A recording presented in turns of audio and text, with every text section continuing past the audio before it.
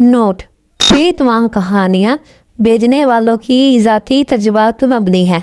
हर इंसान की ज़िंदगी, हालात और आजमाइश मुख्तलिफ होती हैं, इसलिए इस्तिग़फ़ार एक अजीम इबादत है, लेकिन इसके दुनियावी नताइज अल्लाह ताला की मशीयत और हिकमत के ताबे हैं। हर शख्स के हालात और नताइज मुख्तलिफ हो सकते हैं। हमारा मकसद सिर्फ सब्र, तवक्कुल और खुदा पे भरोसा अदा करना है। कभी कभार ज़िंदगी में एक ऐसा लम्हा आता है जब इंसान को लगता है कि शायद अब सब कुछ ख़त्म हो गया है। जिस नौकरी को हासिल करने के लिए हमने सालों साल मेहनत की हो, जिस ठगुआ से घर के खर्चात चल रहे हों और जिस नौकरी को हम अपनी ज़िंदगी का सहारा समझ बैठे हों, अगर अचानक एक दिन वही नौकरी हमसे छीन ली जाए तो दिल पर क्या गुजरती है। आज की वीडियो में मैं आपके साथ दो ऐसी लड़कियों की कहानी शेयर करने जा रही हूँ जिन्होंने अपनी नौकरियाँ गंवा दी। एक बहन को एआई की वजह से अपनी नौकरी से हाथ धोना पड़ा और दूसरी बहन को उसकी कंपनी ने अपने अखराजात कम करने के लिए पूरी टीम के साथ निकाल दिया। दोनों के पास ना मुनासिब नोटिस पीरियड था, ना कोई दूसरी नौकरी तैयार थी, लेकिन फिर उन्होंने एक ऐसी आदत को अपनी ज़िंदगी का हिस्सा बनाया जिसने कम से कम इनके दिल को टूटने से बचा रखा, इस्तिग़फ़ार। और फिर इनकी ज़िंदगी भी ऐसे मौके आए जिनकी उन्हें उम्मीद भी नहीं थी। कहानी नंबर 1, मेरी नौकरी एआई की वजह से चली गई। ये कहानी एक लड़की की है जिसे हम यहाँ आयशा का नाम दे लेते हैं। आयशा एक प्राइवेट कंपनी में अच्छी पोजीशन में काम करती थी। वो अपने काम से मुतमईन थी और ऐसा लगता था कि इसकी नौकरी महफूज है। लेकिन एक दिन कंपनी में अचानक एक मीटिंग हुई। मैनेजमेंट ने बताया कि कंपनी अपना बहुत सा काम एआई ऑटोमेशन के जरिए करने जा रही है और साथ ही कंपनी में डाउनसाइजिंग भी होने जा रही है। आयशा को यकीन ही नहीं आया कि इसका नाम भी इन लोगों में शामिल है जिन्हें कंपनी से फारिग किया जा रहा था। सबसे ज़्यादा तकलीफदेह बात ये थी कि इसे 3 माह का नोटिस पीरियड भी नहीं दिया गया। सिर्फ चंद हफ्तों में इसकी आमदनी का ज़रिया ख़त्म होने वाला था।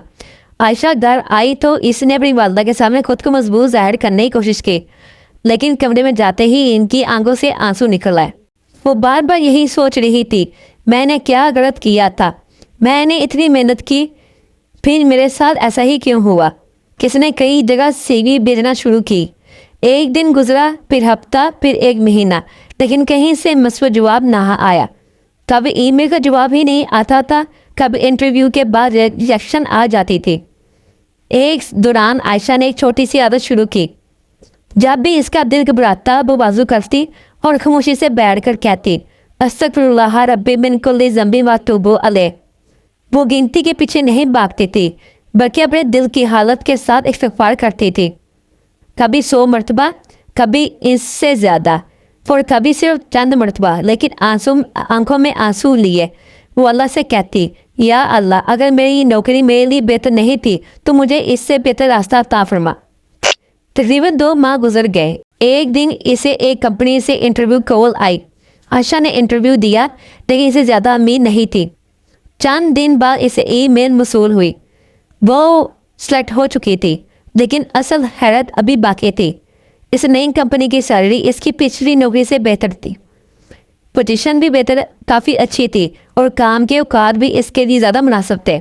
आयशा ने बाद में कहा, जिस वक्त मुझे लगा था कि मेरी ज़िंदगी रुक गई थी, शायद अल्लाह ताला ने मेरे लिए एक नया रास्ता बना रखा था। कहानी नंबर 2 माह तक कोई जवाब नहीं आया। दूसरी कहानी मरियम की है। मरियम एक पाकिस्तानी कंपनी में काम करती थी और अपनी तनख्वाह से घर के कुछ अखराजात में बाद दिन का हाल बताती थी। एक दिन अचानक मैनेजमेंट ने बताया कि कंपनी में डाउनसाइजिंग होने जा रही है। कई एम्प्लॉयज़ को फायर किया जा रहा था। मरियम को सिर्फ 2 माह का नोटिस पीरियड दिया गया। इसके लिए ये खबर बहुत मुश्किल थी। वो जानती थी कि पाकिस्तान में ऐसी जॉब मिलना बहुत आसान काम नहीं है। इसने फ़ौरन सीवी को अपडेट किया और रोज़ाना कई जगह पे एप्लीकेशन भेजना लगी। लेकिन 1 हफ्ते, 2 हफ्ते, 1 महीने और फिर तकरीबन पूरे 2 माह गुजर गए। कई जगह एप्लीकेशन के बावजूद इसे मुनासिब जॉब नहीं मिल रही थी। एक रात मरियम अपनी वालदा के साथ बैठी हुई थी। इसकी वालदा ने इसे कहा, बेटा, कोशिश छोड़ना नहीं, लेकिन अल्लाह से मांगना भी मत छोड़ना। ये जुमला मरियम के दिल में उतर गया। इसी रात इसने तहज्जुद के लिए उठने की कोशिश की। नमाज के बाद वो काफ़ी देर तक दुआ करती रही। फिर इसने इस्तिग़फ़ार शुरू किया। وہ کہتی تھی یا اللہ مجھے صرف نوکری نہیں چاہیے، مجھے وہ ایسا چاہیے جو میرے لیے بہتر ہے۔ اس کے بعد مریم نے اپنی جاب سچ بھی جاری رکھی اور استغفار بھی۔ ایک دن اسے ایک ایسی کمپنی سے کال آئی جہاں اس نے کچھ ہفتے پہلے سیگی بھیجی تھی۔ انٹرویو ہوا، پھر دوسرا انٹرویو ہوا اور چند دن بعد اسے آفر لیٹر مل گیا۔ مریم کی آنکھوں میں آنسو آ گئے کیونکہ نئی جاب صرف ایک جاب نہیں تھی، اس کی سیلری بھی پچھلی نوکری سے زیادہ تھی اور پوزیشن بھی کافی اچھی تھی، اور سب سے بڑھ کے اسے وہاں اپنا پروفیشنل گروتھ کے زیادہ مواقع نظر آ رہے تھے۔ مریم نے کہا مجھے سمجھ آیا کہ کبھی کبھی ہم جس چیز کو اپنا نقصان سمجھ رہے ہوتے ہیں شاید وہ ہمارے لیے ایک نئے دروازے کا گھاس ہوتی ہے۔ دونوں کہانیوں میں ایک بات مشترک تھی، دونوں لڑکیوں کی نوکری چلی گئی تھی، دونوں پریشان ہوئے، دونوں نے ریجیکشن دیکھی، دونوں کو مستقبل کی فکر ہوئی، لیکن انہوں نے کوشش کرنا نہ چھوڑی۔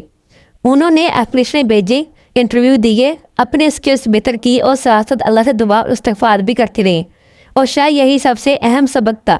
استغفار صرف یہ نہیں کہ ہم کوئی خاص ادار پوری کریں اور فوری ہمارا ہر مشکل ختم ہو جائے۔ استغفار اللہ کی طرف رجوع ہے، اپنی کمزوریوں کا اعتراف ہے اور اس یقین کا نام ہے کہ ہمارا رب ہمارے حالات ہم سے بہتر جانتا ہے۔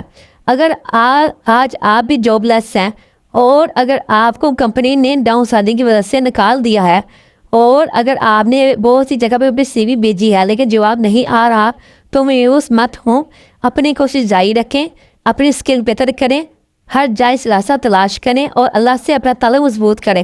ہو سکتا ہے جس دروازے کے بند ہونے پر آپ رو رہے ہوں اللہ اسی کے بعد آپ کے لیے ایک بہتر دروازہ کھول دے۔ استغفر اللہ رب من کل ذنب واتوب الیہ۔ اللہ ہم سب کے لیے حلال رزق کے دروازے کھولے، ہماری مشکلات آسان فرمائے اور ہمیں وہ عطا فرمائے جو ہمارے حق میں بہتر ہے۔ آمین ثم آمین۔ اگر ہماری آج کی ویڈیو آپ پسند آئی ہو تو ہماری ویڈیو کو لائک کیجیے گا، شیئر بھی کیجیے گا اور اپنی مفید رائے ہمارے ساتھ کمنٹ سیکشن میں ضرور شیئر کیجیے گا تاکہ ہم اپنی مفید رائے سے اپنی ویڈیو کو اور بہتر کر سکیں۔ آج کے لیے اتنا ہی۔ السلام علیکم ورحمۃ اللہ وبرکاتہ۔